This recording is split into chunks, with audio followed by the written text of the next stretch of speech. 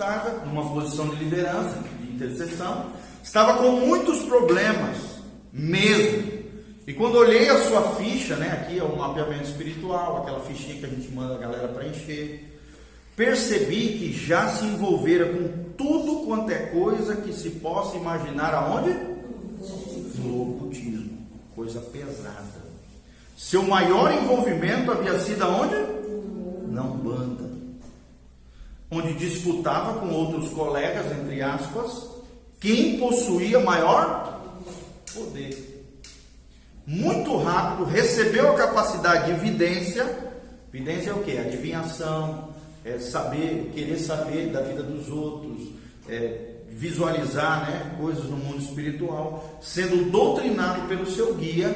Quem era o guia? Um espírito a quem podia visualizar, enxergava o mundo tenebroso, o mundo espiritual. E isso acabou, né, levando esse cara, aqui que nós estamos citando esse exemplo, se aprofundando muito aonde? Na projeção astral. O que é a projeção astral, gente? Sair do próprio corpo para monitorar, ver, observar, fazer males contra outras pessoas, através de poderes demoníacos. Então, voltando aqui, né? Daí ele continuou narrando como é que esse guia, né? Na verdade é um demônio, forneceu-lhe uma receita envolvendo o ritual com velas, aromas, músicas para praticar a projeção astral, saindo facilmente do seu corpo e visitando planetas e lugares realmente estranhos. Perdoe-me, né, dizendo aqui o código, se tudo isso soa como um exagero místico, mas o que estou contando aqui foi exatamente o que ele me reportou. É claro que ele não estava indo em planetas, né? É visualização, mundo espiritual, mundo enganoso. Satanás faz o cara ver até o que não existe. Satanás é especialista em enganar. Às vezes ele estava indo lá em Serra Dourada. E achando que estava visitando outro planeta, né? Não, lembre-se que Satanás tem o poder de o quê? De enganar o ser humano se fazendo até de um anjo de luz. Então tu acha que ele não pode levar a pessoa a um planeta, entre aspas? Claro que sim. Então, um certo dia ele teve uma experiência que realmente foi, falando desse personagem, desse cara aqui, foi diferencial na sua vida dentro da bruxaria. Ele desafiou o seu guia a mostrar-lhe todo o seu poder.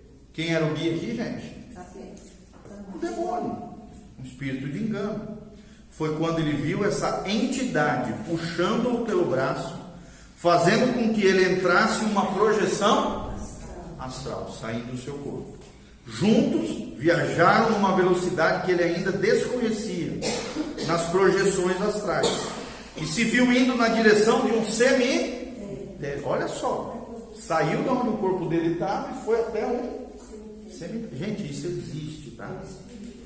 Isso aqui não é ficção, não é lenda, existe isso aqui. Com a sensação de que ia se chocar, atravessaram pelo portão, indo em direção a um grande cruzeiro que havia no cemitério, né, uma cruz ali, quando após sentir uma forte colisão, percebeu estar subindo, mas na verdade se viu descendo por um túnel escuro e finalmente aterrissaram num local que parecia uma floresta sombria. Tudo isso no mundo trevoso, talvez na imaginação, alucinações, uma série de coisas, tá? O diabo tem poder de tomar a mente humana e fazer o que ele quiser. Quando a pessoa começa a pactuar com ele, fazer ritual, se envolver com coisa pesada, acontece de tudo. Estava então em algum lugar que jamais estivera antes, relatando aqui o cara. Provavelmente algum departamento do inferno. Os demônios têm poder de fazer isso. Sim ou não? Sim. Claro, lá é o território deles. O guia então, né, que é um demonhão, disse-lhe: a partir daqui você precisa ir sozinho. E o deixou, e após caminhar um pouco naquele lugar tenebroso, ele avistou um grande trono com uma entidade realmente macabra, de uns 3 metros de altura. Colocou-se de frente do trono, quando essa entidade movimentou seus braços, espalmando as suas mãos, que eram como garras, diante dele. Entendeu que deveria colocar as suas mãos sobre as mãos espalmadas daquela criatura espantosa. e um pouco receoso, vacilou, mas a criatura na mesma posição, até que ele se convenceu e fez o que estava ali para fazer. Receber do quê? Poder. Então, aqui nós estamos falando da sedução pelo poder, da idolatria do poder. Vocês estão vendo, gente? Feitiçaria, magia, encantamento, ocultismo, ele é baseado nisso. A idolatria do poder. Eu quero mais. Eu já estou fazendo. Que legal, eu quero ampliar isso aqui. Aí o diabo tudo. Era um demonião ali que ele estava se envolvendo. Um enorme calor o energizou, indicando que ele se ligara aos poderes daquele principado demoníaco. Ou seja, era um demônio de alto escalão, maior do que o guia dele, que provavelmente era um demônio de menor escalão. Foi inesquecível quando, ao começar a narrar esse pacto, ele mesmo, aqui o Code falando, contando essa experiência, sofreu um ataque terrível, se contorcendo na minha frente. Entre os dentes, uma voz estranha que não era dele falava de maneira ameaçadora: não conte, não conte. Ajudei-lhe pedindo que reagisse e não deixasse aquilo tomar conta dele. Tentando explicar-me o que sentia, disse que algo estava incrustado nas suas costas, como se ele fosse um ser híbrido com aquela entidade. Foi realmente o quê? Uma guerra. Aqui nós já vemos um processo de libertação, literal. O pastor, ouvindo a história do cara, o cara relatando, de repente o demônio, quando ia ser desmascarado, tomou a boca do cara e manifestou o demônio ali, com sintomas físicos. Vocês estão vendo aqui, gente, isso é real, tá? Isso aí a gente vê direto aí quando vai libertar pessoas. Claro que isso aqui é um grau mais elevado, de feitiçaria, de bruxaria, de ocultismo, coisa pesada, barra pesada, mas existe isso aqui. Finalmente o grande segredo dos poderes foi trazido à luz, em verdadeiro arrependimento e repúdio. Ou seja, o pastor levou ele a se arrepender e a renunciar àqueles pactos, aquelas alianças que foram feitas com aquelas entidades. Ele se arrependeu da sua idolatria aos poderes místicos, desfizemos esse pacto feito dentro do inferno, numa espécie de viagem astral, projeção astral, desligando dessa terrível entidade, tratando das outras situações, experiências que tiveram através da bruxaria. Foi algo inesquecível. Veja bem, este irmão era líder do ministério de intercessão e libertação. Provavelmente uma igrejinha lá, que o pastor não tinha discernimento, e que o cara, para os irmãozinhos da igreja, era espiritual. E olha quem estava operando por detrás dele: um demônio. Gente, isso é uma das coisas que a gente tem muito cuidado aqui na Betel. A gente só coloca em liderança pessoas maduras, pessoas experimentadas, pessoas com anos e anos de experiência. Vocês estão entendendo, amados? Eu mesmo, quando cheguei para cá, eu tinha quase 10 anos de experiência.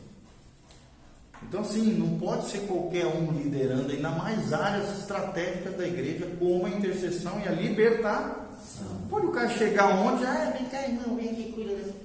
Não é assim as coisas de Deus.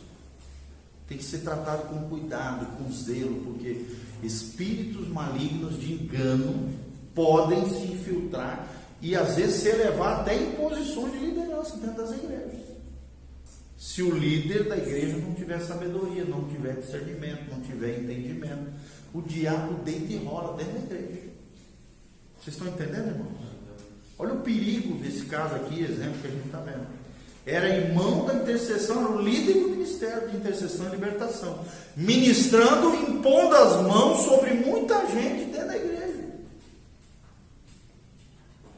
Pastor, ele conhece todas as tem critério, tem que ter cuidado. Não é qualquer um que vai colocar a mão sobre você, querido. Você tem que conhecer, você tem que estar respaldado por uma autoridade que você confia.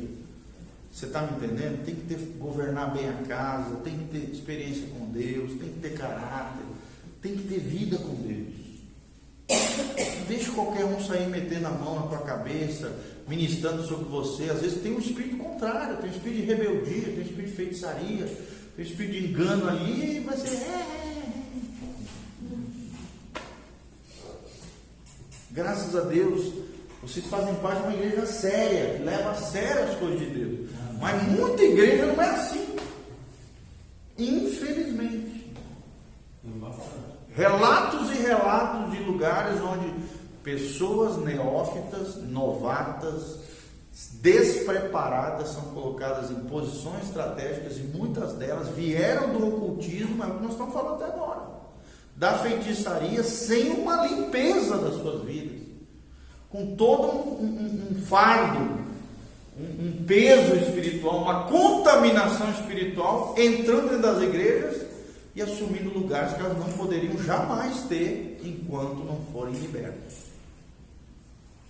Vocês estão entendendo o que nós estamos falando aqui? Amém? Amém. Todo mundo está compreendendo? Mas não tem uma liderança maior assim que possa estar retirando essas pessoas para fazer isso? Deveria ter. Os líderes sérios com Deus precisam ser criteriosos, cuidadosos, afunilar, escolher a dedo. Né? Não pode colocar qualquer um. E se colocar de maneira equivocada e ver esse tipo de situações, tem que tirar. Tem que ter a coragem de tirar. O problema é que muitos deles já levantam essas pessoas com motivação errada. Porque o cara é rico, porque o cara tem dinheiro, porque o cara tem fama, porque o cara tem influência. O cara, gente, eu já vi gente que chega na igreja num dia, que o cara é rico, não dá uma semana, o cara está na diretoria da igreja, mexendo com o dinheiro da igreja. Pelo amor de Deus. Isso é uma regra de cada igreja também. Não, claro, a gente vê igrejas despreparadas, lideranças estrambelhadas. Eu já vi várias vezes isso. Eu também já vi. Histórias, situações que eu já ouvi de pastores. Eu nasci num lar evangélico, tenho quase 40 anos de cristianismo, desde pequenininho, então eu já vi muita coisa. Histórias que a gente escuta de pastores, situações que a gente escuta de ovelhas. Tem igreja de tudo quanto é jeito. Tem umas igrejas que são as aberrações do evangelho. Tá? Fala. Eu tenho parente que aconteceu isso, porque ele foi no encontro. Fala.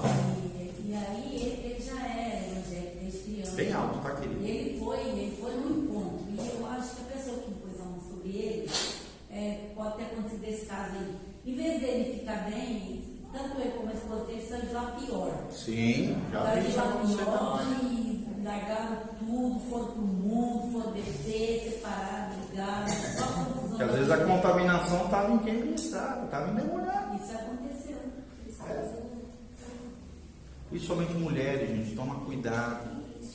Uma mulher que não é submissa à sua autoridade pastoral, uma mulher que não é submissa na sua casa ao seu esposo, que está debaixo de rebeldia, que é cheia de si, engenhosa, sabe, quer mandar em todo mundo, é mandona, tem um espírito de rebeldia dentro dela e sai metendo a mão na cabeça dos outros.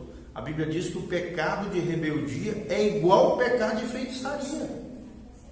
Então o rebelde, quando está ministrando sobre os outros, é igual um macumbeiro que está jogando encantamento para os outros. Claro que isso também pode acontecer com homens, tá?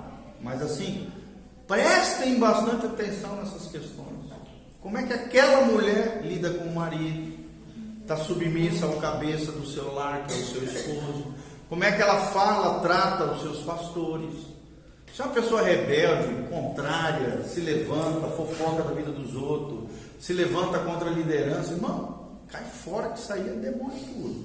É encrenca, é confusão, é rebeldia. Rebeldia é igual feitiçaria. A Bíblia diz isso. Está lá em Samuel. É idolatria pelo poder. Então, Fala. meu pai, meu finado pai era espírita, sabe? E nós teve muito problema depois que ele faleceu, começava a ocupar o soalho, abrir as portas. Teve uma luta da minha mãe, meu pai faleceu em 66, em 67 também passou trem. Aí teve uma luta danada. E uma vez daí ela começou com uma turma ruim, né? Que é 5 filhos para tratar. E ela alugou 2 cômodos e entrou uma pessoa lá. Daqui a pouco a pessoa começou a trabalhar esse negócio de banco, esse negócio.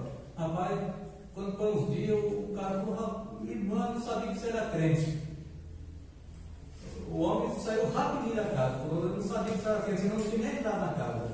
Não podia, né? Por que ele reagiu assim? Ele sabia que aquela casa tinha uma influência espiritual de Deus, do bem. Mas E que os trabalhos, feitiços, encantamento dele não iam funcionar naquela localidade. Por quê? Porque maior é quem está em nós do que aquele que está no mundo. A luz dissipa as trevas.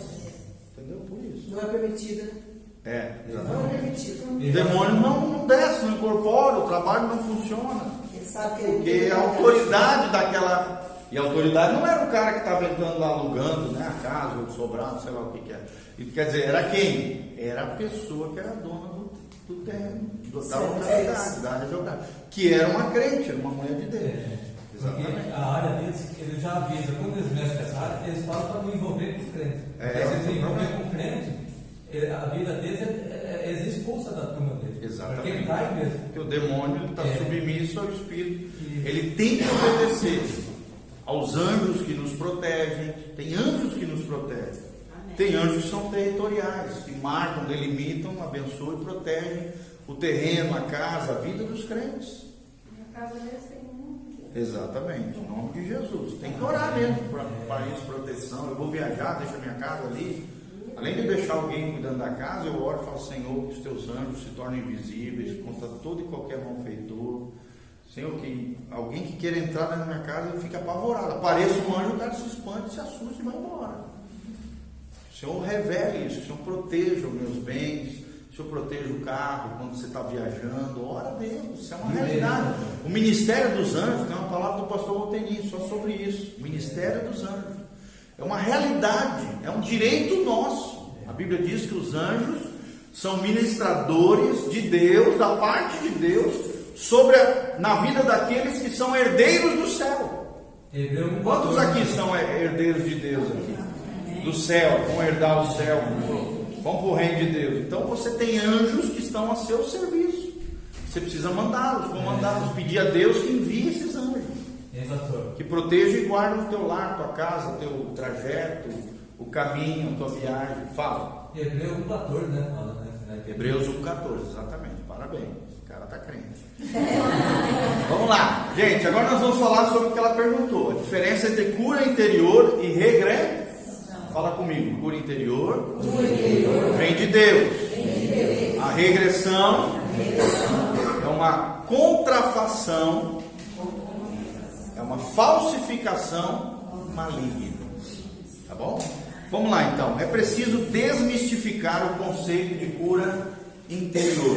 Presta atenção. Podemos definir a cura interior como a atitude de enfrentar conscientemente, olha a chave aqui, conscientemente, com a presença de Deus e a maturidade espiritual de que desfrutamos, os traumas não separados do Superados. Isso. Não superados, isso do passado.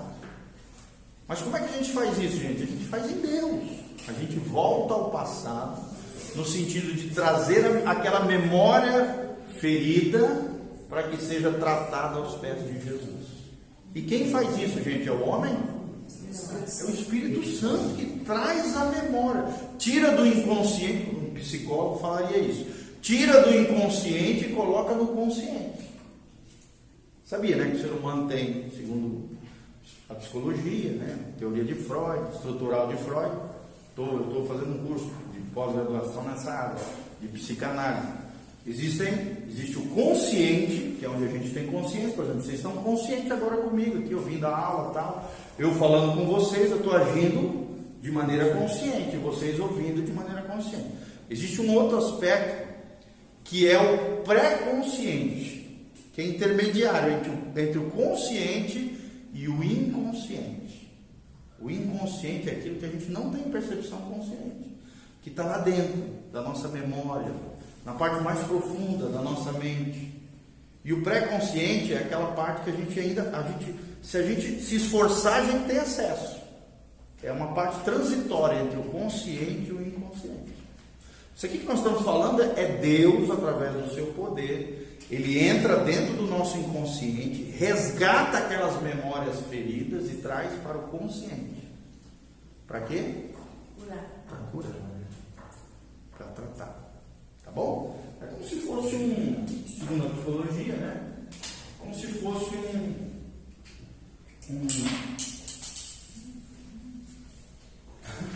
um iceberg, tá?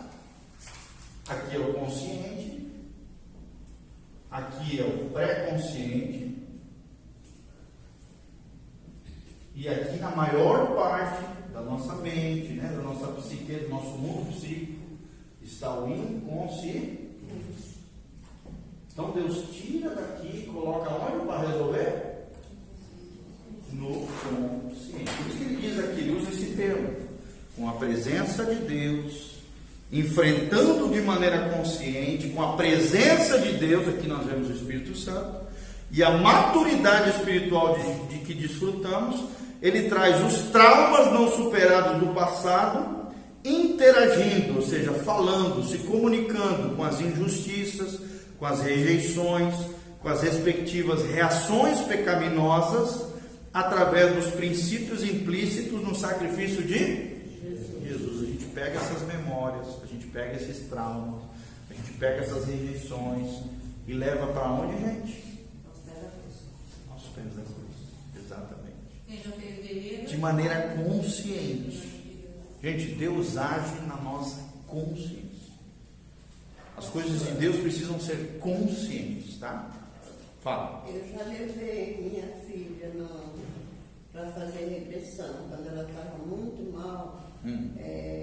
O senhor lá, não sei nem o nome direito, ele falou que curava, né, com a regressão.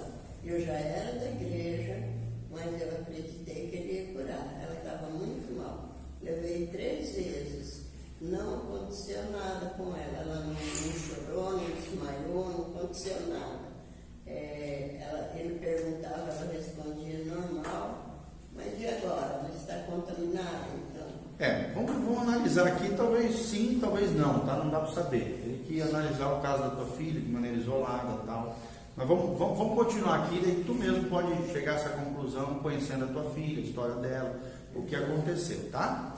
Então vamos voltar para cá. Então, interage com tudo isso que eu falei, injustiças, rejeições, reações pecaminosas, através de princípios implícitos no sacrifício de Jesus. Assim poderemos então prosseguir na nossa vida espiritual em direção ao que, gente? A santificação e o serviço ao... Vocês estão vendo? Então é Deus tirando de uma vida de pecado, de uma vida de erro. Não adianta nada fazer a regressão, por exemplo, e continuar fazendo coisa errada. A Bíblia diz que quando nós pecamos, nós violentamos a nossa própria alma, gente. Não tem como curar uma coisa que você está constantemente arrebentando, ferindo, machucando. Tem que parar de pecar, de errar, de quebrar a lei de Deus. Eu falei sobre isso quinta-feira. Quem quebra a lei de Deus se quebra, se fere. Aí não tem psicólogo, não tem analista, não tem psicanalista, psiquiatra, nada que dá jeito. A gente precisa restaurar nossa alma, gente. O centro da nossa personalidade é a nossa alma. É ali que está a nossa mente, é ali que está a nossa vontade, a decisão, e é ali que estão os nossos sentimentos, as nossas emoções. Então, se o diabo, através do pecado, arrebenta a nossa alma, ele arrebenta todo o nosso ser e faz morrer o nosso espírito através do pecado, porque o pecado, a alma que pecar, essa morrer, não morre às vezes fisicamente na hora, mas vai morrer aos poucos. A Bíblia diz no Salmo 32, a pessoa vai murchando, ela vai se enfermando, os ossos vão doendo, o corpo vai se esfacelando. Vocês estão entendendo, gente? Tem que parar de errar. Tem que parar de errar. Porque a maioria dos problemas dentro da alma humana tem relação direta com o pecado. É claro que algumas não, algumas têm, outras são questões hormonais, e aí tem que levar no médico. São questões biológicas, são questões, por exemplo, uma vez eu tive um determinado momento da minha vida, estava muito estressado, vida pastoral e tal, começou a dar uns colapsos na minha memória. A memória curta, que é a memória de fato.